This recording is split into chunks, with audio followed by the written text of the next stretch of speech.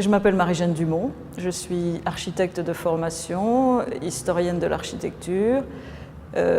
J'ai exercé un peu le métier de chercheur, d'enseignante dans une école d'architecture et actuellement de secrétaire générale de la commission du Vieux Paris, c'est-à-dire que plutôt que vers l'architecture, la création architecturale, je m'occupe actuellement de patrimoine architectural et d'histoire de l'architecture.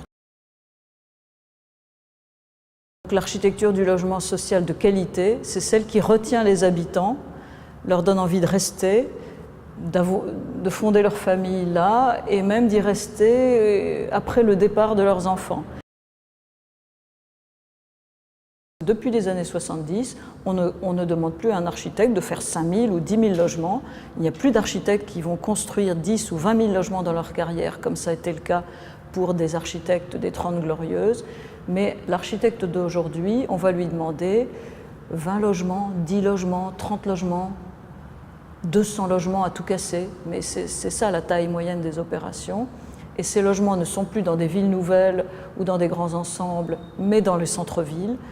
Et du coup, la question du logement social se reposait de façon complètement différente.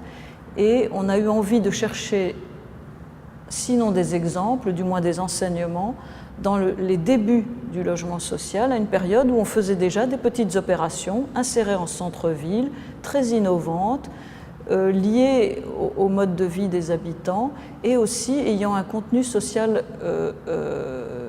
éducatif, hygiéniste, tout à fait important. Donc se poser la question du début du logement social était une question intimement liée aux problématiques et au débat architectural au moment où je faisais mes études. Donc je me suis plongée dans l'histoire pour répondre aux questions que je sentais agiter les agences d'architecture, celles par exemple où j'ai travaillé pendant plusieurs années. Ce que j'ai voulu mettre en exergue, c'est le logement social du début du siècle, dans lequel les promoteurs de ce logement social ont cherché non seulement à mettre des familles dans des petites boîtes, mais justement à ne pas les abandonner dans leurs petites boîtes, comme on l'a fait dans les 30 Glorieuses, au nom de l'urgence et des économies d'échelle et d'une autre idée de l'individu et de la société, et chercher à permettre à l'individu de s'épanouir dans un milieu familial et dans une communauté de voisinage à échelle limitée. Voilà. Il y a là une échelle de voisinage, 300 logements, qui n'est pas si loin des échelles des communautés fourriéristes, qui n'est pas loin de l'échelle de l'unité d'habitation de Marseille de Le Corbusier.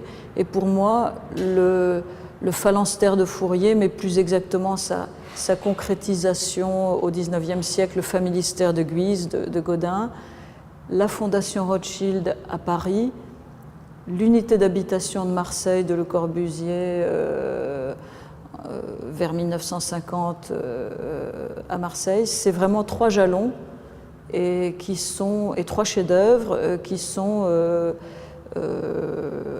l'honneur et la gloire de l'architecture française au XIXe et au XXe siècle.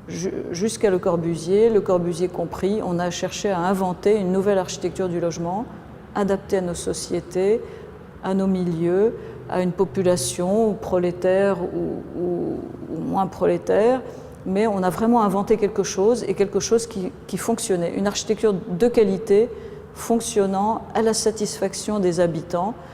Et je ne cesse pour ma part de m'émerveiller que ces 3 expériences aient pu être construites et perdurer pendant un siècle jusqu'à aujourd'hui. On peut encore les visiter, leur expérience est encore à transmettre.